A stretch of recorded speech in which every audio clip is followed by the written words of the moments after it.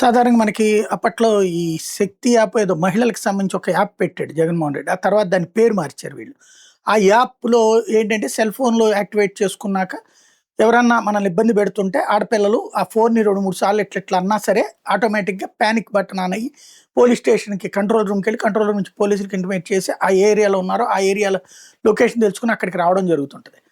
అలాంటిది panic button అంటారు. ఇట్లాంటి పానిక్ బటన్ ఈవెన్ మనకి ఇండస్ట్రీస్‌లో ఉంటాయి. యుద్ధ సందర్భంలో గూడా ఉంటాయి. ప్రతి షిప్‌లో గూడా ఉంటాయి.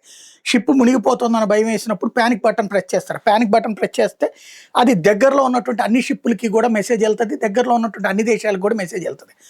మొన్న ఇరాన్‌కి సంబంధించి అమెరికా కొట్టిన దెబ్బేంటంటే అమెరికన్ సైన్యం, అమెరికన్ నేవీ ఒక ప్రత్యేక టార్పిడో. సాధారణంగా టార్పిడోలు మనం ఈ సినిమాల్లో గూడా ఈ మధ్యన చూసాం గదా! ఆ 'రాణా' సినిమాకి సంబంధించినటువంటిది 'గాజీ' సినిమాలో. డైరెక్ట్‌గా ఇట్లాగా ఓ షిప్ ఉన్నప్పుడు ఇక్కడికొచ్చి గుద్దుతది. కానీ ఈ అమెరికా కొత్తదొచ్చేటప్పటికి ఇలా వచ్చి ఈ కింద గుద్దుతది. ఈ కిందదంతా లేపేస్తది. అంటే అడుగు లేకుండా పోద్ది. ఒక్కసారిగా ఇట్లా సింక్ అయిపోతుందనమాట. అలాంటి సిట్యుయేషన్‌లో వాళ్ళు పానిక్ బటన్ నొక్కారు. వాళ్ళకి తెలియకుండా ఉన్నట్టుండి ఒక్కసారిగా జరిగేటప్పుడు. ఈలోపు అది దగ్గరలో ఉన్నటువంటి శ్రీలంకోళ్ళు క్యాచ్ చేశారు. మనోళ్ళు యుద్ధ విమానాలు, యుద్ధ నౌకలు గూడా అక్కడికి పంపించారు. ఆ లోపే మునిగిపోయిందది.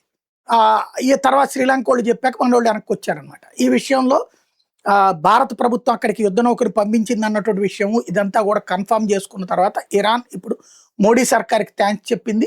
సకాలంలో స్పందించినందుకు. అదే సందర్భంలో తమ వాళ్ళని కాపాడినందుకు శ్రీలంకకి థాంక్స్ చెప్పింది.